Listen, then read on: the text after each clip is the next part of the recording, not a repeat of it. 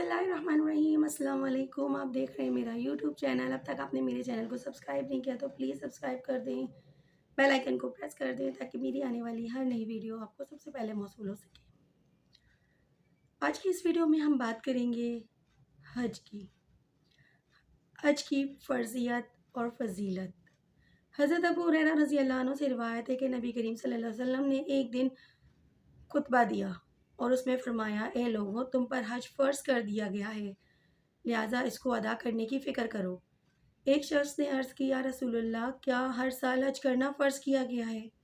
نبی کریم صلی اللہ علیہ وآلہ وسلم نے اس کے جواب میں خاموشی اختیار فرمائی اور کوئی جواب نہیں دیا، یہاں تک کہ اس شخص نے 3 دفعہ اپنا وہ سوال دہرایا تو آپ صلی اللہ علیہ وسلم نے ناگواری کے ساتھ فرمایا، اگر میں تمہارے اس سوال کا جواب میں کہہ دیتا ہوں ہاں، ہر سال حج کرنا فرض کیا گیا، تو اسی طرح فرض ہو جاتا ہے اور تم ادا نہ کر سکتے۔ اس کے بعد آپ صلی اللہ علیہ وسلم نے ہدایت فرمائی، کسی معاملے میں جب میں خود تم کو کوئی حکم نہ دوں تو مجھ سے حکم لینے اور سوال کر کر کے اپنی پابندیوں میں اضافہ کرنے کی کوشش نہ کرو۔ تم سے پہلی امتوں کے لوگ اسی لیے تباہ ہوئے تھے کہ وہ اپنے نبیوں سے سوال بہت کرتے تھے اور پھر ان کے احکام کی خلاف ورزی کرتے تھے۔ لہٰذا میری ہدایت تم کو یہ ہے کہ جب تم کو کسی چیز کا حکم دوں تو جہاں تک تم سے ہو سکے اس کی تعمیل کرو، اور جب تم کو کسی چیز سے منع کروں تو اس کو چھوڑ دو۔ صحیح مسلم۔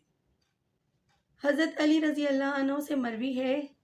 رسول اکرم صلی اللہ علیہ وسلم کی طرف سے حج کی فرضیت کا یہ اعلان اور اس پر یہ سوال جواب جو حضرت ابو ہریرہ رضی اللہ عنہ کی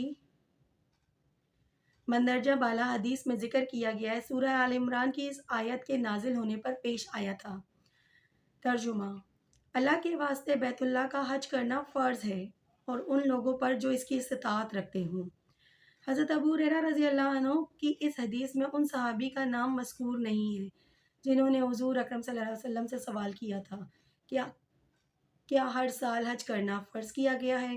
لیکن حضرت عبداللہ بن عباس رضی اللہ عنہ کی اسی مضمون کی حدیث میں، جس کو امام احمد اور داری اور نسائی وغیرہ نے روایت کی ہے، اس میں تصریح ہے کہ یہ سوال کرنے والے اقرع بن حابس تمیمی تھے۔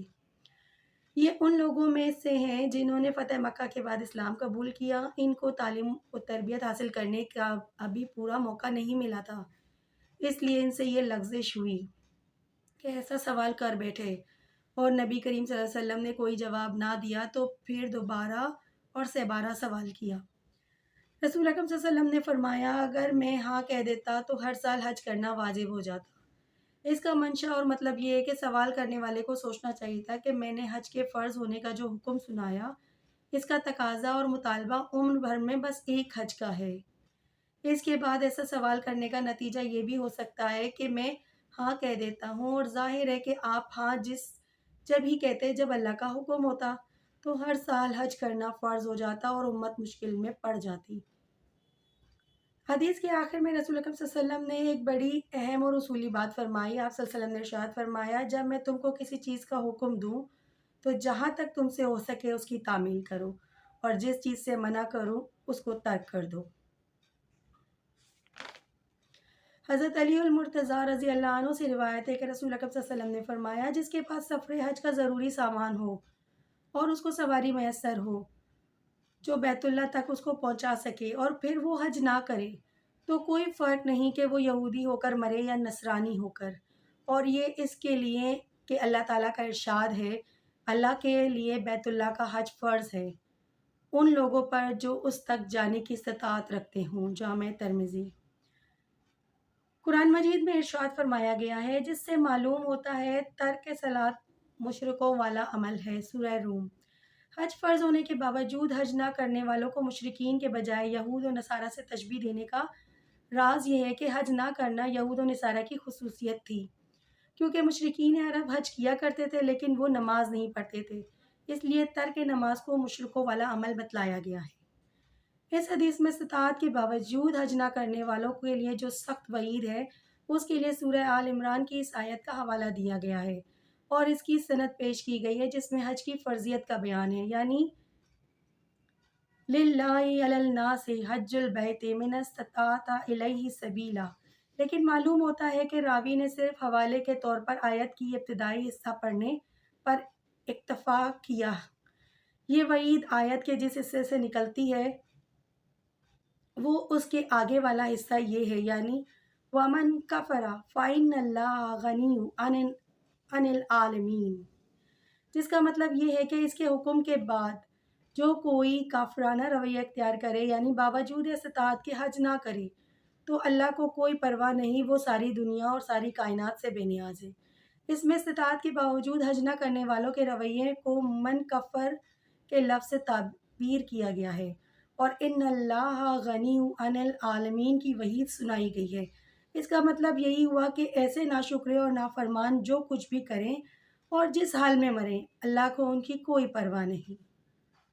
حضرت عبداللہ بن عمر رضی اللہ عنہ سے روایت ہے کہ ایک شخص رسول اکرم صلی اللہ علیہ وسلم کی خدمت میں حاضر ہوا اور اس نے پوچھا، کیا چیز حج کو واجب کر دیتی ہے؟ آپ صلی اللہ علیہ وآلہ وسلم نے فرمایا، سامان سفر اور سواری۔ جامع ترمذی۔ حضرت ابو ہریرہ رضی اللہ عنہ سے روایت ہے کہ رسول اکرم صلی اللہ علیہ وسلم نے فرمایا، جس آدمی نے حج کیا اور اس میں نہ تو کسی شہوانی اور فحش بات کا ارتکاب کیا اور نہ اللہ کی کوئی نافرمانی کی، تو وہ گناہوں سے ایسا پاک صاف ہو کر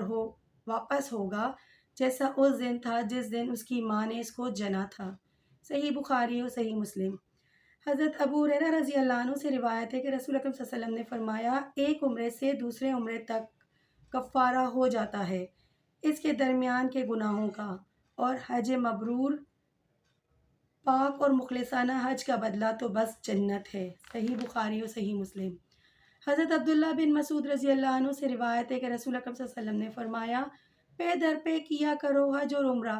کیونکہ حج اور عمرہ دونوں فقر و محتاجی اور گناہوں کو اس طرح دور کر دیتے ہیں جس طرح لوہا اور سنار کی بٹی لوہے اور سونے چاندی کا میل کچیل دور کر دیتی ہے، اور حج مبرور کا صلہ اور ثواب تو بس جنتی ہے۔ جامع ترمذی، سنن نسائی۔ جو شخص اخلاص کے ساتھ حج و عمرہ کرتا ہے وہ گویا اللہ تعالیٰ کے دریائے رحمت میں غوطہ لگاتا اور غسل کرتا ہے، جس کے نتیجے میں وہ گناہوں کے گندے اثرات سے پاک صاف ہو جاتا ہے، اور اس کے علاوہ دنیا میں بھی اس پر اللہ تعالیٰ کا یہ فضل ہوتا ہے کہ وہ فقر و محتاجی اور پریشان حالی سے اس کو نجات مل جاتی ہے، اور خوشحالی اور اطمینان قلب کی دولت نصیب ہو جاتی ہے، اور مزید برآں حج مبرور کے صلے میں جنت کا عطا ہونا اللہ تعالیٰ کا قطعی فیصلہ ہے۔ حضرت ابو ہریرہ رضی اللہ عنہ سے روایت ہے کہ رسول اکرم صلی اللہ علیہ وسلم نے فرمایا، حج اور عمرہ کرنے والے اللہ تعالیٰ کے مہمان ہیں، اگر وہ اللہ تعالیٰ سے دعا کریں تو ان کی دعا قبول فرمائے گا، اور اگر وہ اس سے مغفرت مانگیں گے تو وہ ان کی مغفرت قبول فرمائے گا۔ سنن ماجہ۔ حضرت عبداللہ بن عمر رضی اللہ عنہ سے روایت ہے کہ نبی کریم صلی اللہ علیہ وسلم نے فرمایا، جب کسی حج کرنے والے سے تمہاری ملاقات ہو تو اس کے اپنے گھر میں پہنچنے سے پہلے اس کو سلام کرو اور مصافحہ کرو، اور اس سے مغفرت کی دعا کے لیے کہو، کیونکہ وہ اس حال میں ہے کہ اس کے گناہوں کی مغفرت کا فیصلہ ہو چکا ہے، اس لیے اس کی دعا قبول ہونے کی خاص توقع ہے۔ مسند احمد۔ حضرت ابو ہریرہ رضی اللہ عنہ سے روایت ہے کہ اللہ کا جو بندہ حج اور عمرے کی نیت سے یا راہ خدا میں جہاد کے لیے نکلا، پھر وہی راستے میں اس کو موت آ گئی، تو اللہ تعالیٰ کی طرف سے اس کے واسطے وہی اجر و ثواب لکھ دیا جائے گا جو حج کرنے والوں کے لیے ہے اور جہاد کرنے والوں کے لیے مقرر فرمایا گیا ہے۔ اللہ تعالیٰ کے اس کریمانہ دستور قانون کا اعلان خود قرآن مجید میں بھی ارشاد کیا گیا ہے، اور جو بندہ اپنا گھر بار چھوڑ کر اللہ اور اس کے رسول کی طرف ہجرت کی نیت سے نکل پڑے، پھر آ جائے اس کو موت راستے ہی میں، تو مقرر ہوگا اس کا اجر اللہ کے ہاں، اور اللہ تعالیٰ بہت بخشنے والا اور بڑا مہربان ہے۔ اس سے معلوم ہوا کہ اگر بندہ اللہ کی رضا کا کوئی کام کرنے کے لیے گھر سے نکلے اور اس عمل میں آنے سے پہلے راستے میں ہی اس کی زندگی ختم ہو جائے، تو اللہ تعالیٰ کے ہاں اس عمل کا پورا اجر اس بندے کے لیے مقرر ہو جاتا ہے، اور یہ اللہ تعالیٰ کی شان رحمت کا تقاضا ہے۔ اللہ تعالیٰ ہم سب کو حج اور عمرہ کرنے کی سعادت نصیب فرمائے۔ اپنے دلوں سے خاص طور پہ یہ دعا کیجئے کہ اللہ تعالیٰ ہم سب کو حج مبرور کرنے کا موقع نصیب فرمائے۔ اپنی خاص دعاؤں میں میرے لیے بھی دعا کیجیے گا کہ اللہ پاک مجھے بھی حج مبرور نصیب کرے. آمین. اللہ حافظ.